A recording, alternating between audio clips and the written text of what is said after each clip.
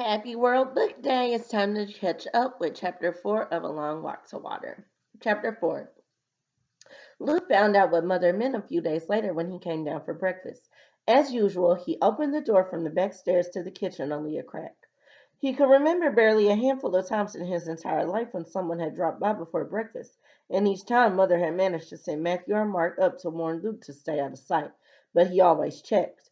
Today he could see Dad and Matthew and Mark at the table and knew from the sound of frying bacon that Mother must be at the stove. Are the shades closed? He called softly. Mother opened the door to the stairs. Luke started to step into the kitchen, but she put out her arm to keep him back. She handed him a plate full of scrambled eggs and bacon. Luke, honey, can you sit on the bottom of the step there? What? Luke asked. Mother looked beseechingly over her shoulder. Dad thinks, it's not safe anymore to have you in the kitchen. You can still eat with us and talk to us and all, but you'll be over there.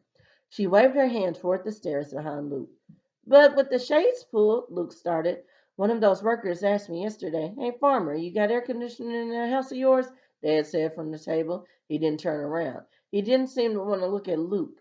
We keep the shades pulled. Hot day like today, people get suspicious. This way is safer. I'm sorry. And then Dad did turn around and glance at Luke once.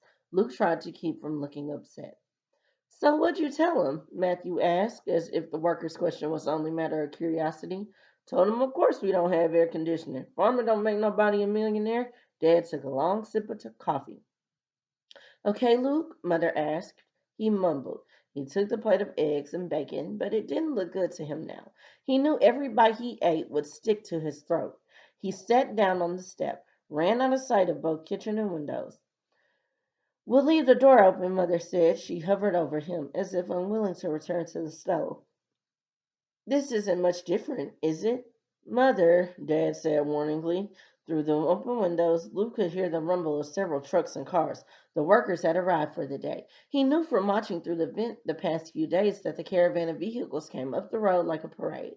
The cars would peel off to the side and unload the nicer dressed men. The more rugged vehicles pulled onto the muddiest sections, and the people inside would scatter to the bulldozers and backhoes that had been left outside overnight.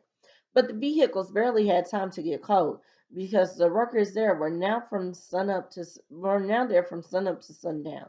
Someone was in a hurry for them to finish. Luke, I'm sorry, Mother said and scurried back to the stove.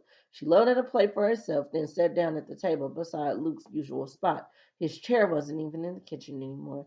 For a while, Luke watched Dad, Mother, Matthew, and Mark eating in silence. A complete family of four. Once he cleared his throat, ready to protest again. You can't do this. It's not fair. Then he choked back the words unspoken. They were only trying to protect him. What could he do? Resolutely, Luke stuck his fork in the pile of scrambled eggs on his plate and took a bite. He ate the whole plateful of food without tasting any of it. So Luke is starting to get more and more frustrated with with having to be hidden. Let's see what happens tomorrow.